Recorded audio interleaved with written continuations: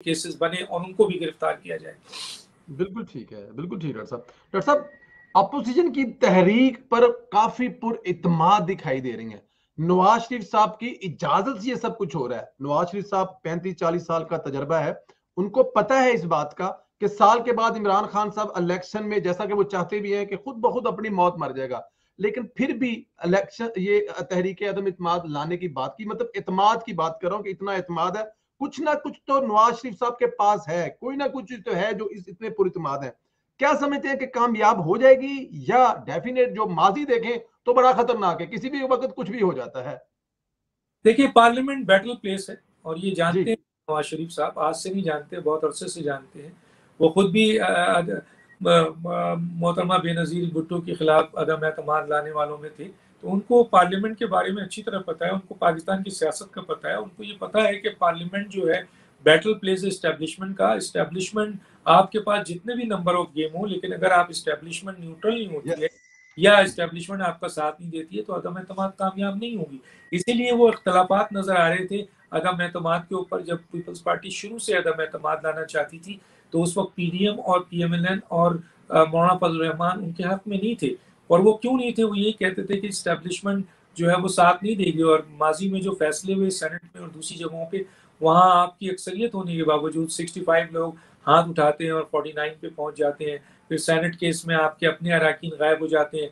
तो ये वो बैटल प्लेस है जहाँ पर आप एस्टेब्लिशमेंट की मदद के बगैर या उसको न्यूट्रल किए हुए नहीं लड़ सकते हैं।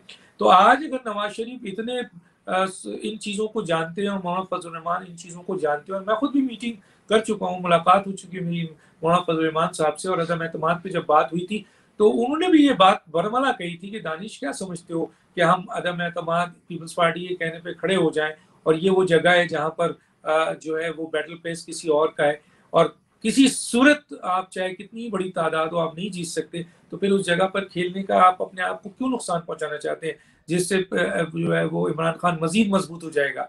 तो चुनांचे जब वो ये बात आज से काफी अर्से पहले कह रहे थे, तो आज अगर वो अदम एतमाद के लिए राजी हो गए, वही नवाज शरीफ, वही मौलाना फजल रहमान, वही मरियम नवाज साहिबा, तो वजह क्या है? वजह यह है कि मुल्क के हालात ऐसे हैं, मुल्क के हालात कल भी खराब थे, अवाम मर रही थी, अवाम कल भी मर रही थी। क्या कहते हैं, मुल्क तबाही के दाने में पहुंच चुका, तबाही के दाने पर इमरान खान के साथ कोई था नहीं, कल भी नहीं था, आज भी नहीं है। असल जो मसला हुआ है वो ये हुआ है कि इस्टेब्लिशमेंट न्यूट्रल हो गई है, जो उनको इस बात की यकीन दहानी है। अब इसी तरीके से आप देख रहे होंगे कि इत्तेहादी भी इधर उधर भाग रहे हैं, मुलाकात हो रही है, 14 साल की मुलाकात हुई पीएमएलएन और पीएमएलक्यू में। एमक्यूएम जो है वो कभी लाहौर मिलने जा रही है तो कभी फला जगह मिलने जा रही है। बाप का रिएक्शन आ रहा है, वो बाप जो कि इमरान खान के मुंह की जबान बोलते थे आज इख्तलाफ रख रहे हैं, फंक्शनल में जो है ना वो बातें आ रही हैं। तो कहने का मतलब ये है कि इस्टेब्लिशमेंट न्यूट्रल हुई तो इत्तेहादियों ने अपने रास्ते तलाश करने शुरू कर दिए, इवन के पीटीआई के अपने बागी ग्रुप, जहांगीर तरुण, कोई इस्टेब्लिशमेंट अगर राजी नहीं होती ना, जहांगीर तरीन ग्रुप जो है वो चाहे कितने ही इख्तलाफ इमरान खान से होता, वो इमरान खान के खिलाफ वोट नहीं देता, फंक्शन नहीं देता, एमक्यूएम नहीं देता, पीएमएलक्यू नहीं देती, बाप नहीं देती। ये सब एक इशारे पे हैं एस्टेब्लिशमेंट के, या तो उनका इशारा हो तो वो वोट अगेंस्ट में दे, या वो न्यूट्रल हो जाए, उन्हें पता चल जाए कि वो न्यूट्रल हो गए हैं, तो फिर ये सब आपको नजर आएंगे। और यही हुआ।